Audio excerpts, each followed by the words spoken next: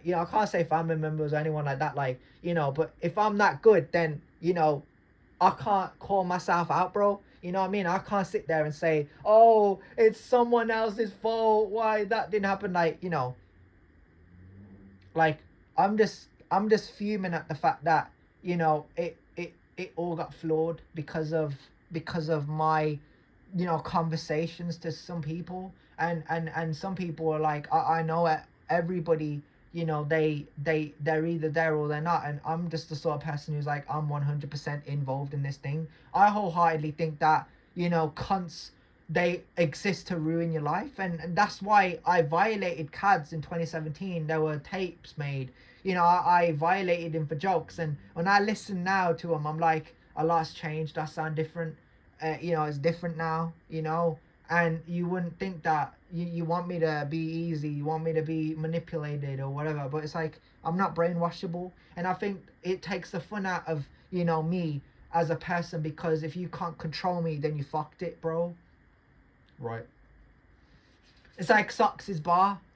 Jealousy is a root of hatred, or you put yourself in stupid places. Like, I agree with the second one. I think jealousy is the root of hatred, but I ain't got no hatred. I ain't got no jealousy for no man, bro. Like, for me personally, it's like, you know, I think for me, I put myself in stupid places, but I think when it comes to, I can't say Firewalker was like, I knew I would get banned. Like, who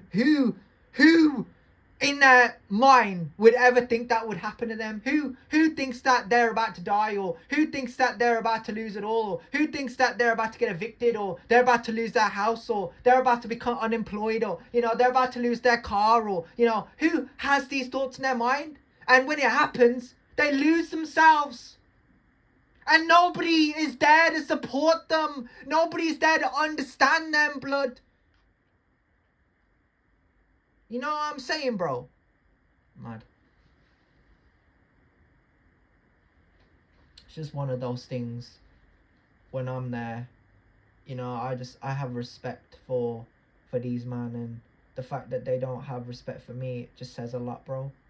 The fact that, you know, I was there saying safe to everybody, you know, giving them, you know, like, you know, giving them someone to work with, someone that they could train with, someone that they could, you know, have a conversation with. Like, I wasn't a conservative person, and I wasn't reserved. I was a resilient person, because I could go through something struggling, I could go through something hard. You know, like, I'm not Andrew, like, when he says disciplined or motivated. I was, for me personally, it's like, I know, I can know in my mind, right? Because I know. It's not because I'm a top G. It's because I'm a boss man. I know. I would rather be a boss man than a top G. And this is what I mean. Like, I'd walk into the gym. Cool. I'd put my fingerprint on. They knew I was a member. Okay. Walk up those stairs. I got my backpack on. My backpack on. Sorry, not. I don't know what I said. I got my backpack on, bro. So I go through. I smell the atmosphere. It's like, yeah, it's another day here, man. It's another day in this gym, man. Like, there's no bad vibes, bro. I haven't met anyone bad yet. And I dreamt for a long time. Like, I still think about it. I still dream about it. Like, I wish it'd go away. I wish I could move on. I wish I could move forward in my life. I wish I could just go somewhere and just grow and evolve as the person I was born to be. It's hard. Because I do wholeheartedly, I want to stay here, but I'm not being realistic. I want to respect people here, but I'm just not being fucking-listic. So, then we have to talk about, you know, going through, having a backpack on, you know, every Friday class or every Thursday class. Like, it'd be Thai pads on a Thursday or boxing on a Friday. I wholeheartedly think that it was chill, man.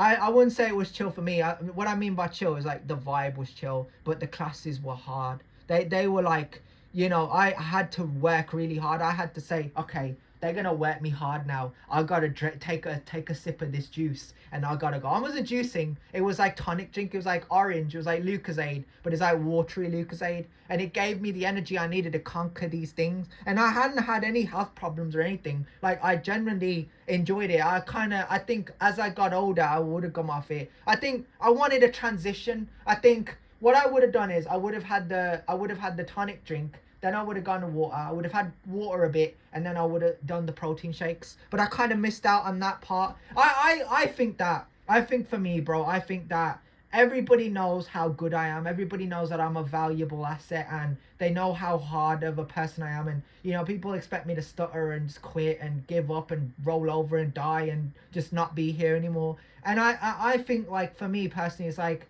I don't know these people.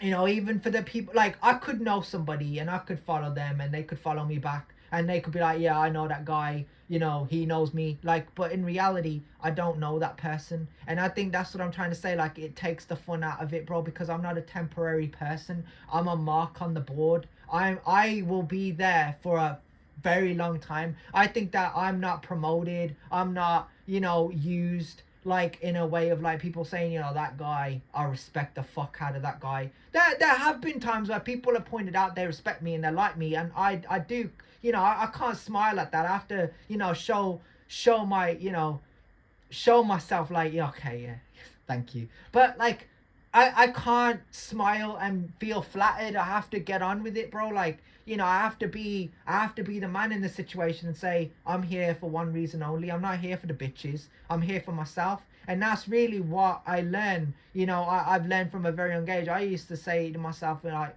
I used to walk past corridors. I see this girl that I like right now, like post something years ago about like high school love, and it, you know, like now everybody's hoes, and I'm just like, I wholeheartedly agree. Like, I save all these stories.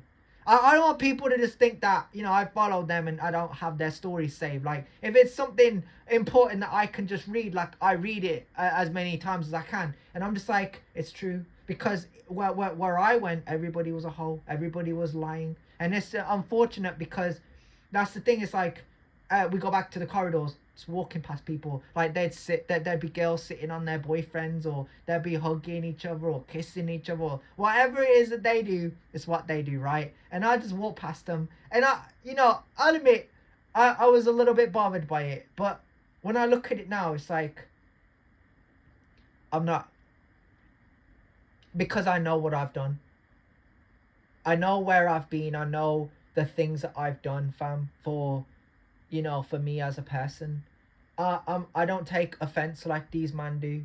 And I don't want a cunt to watch me, you know, to take offense, right?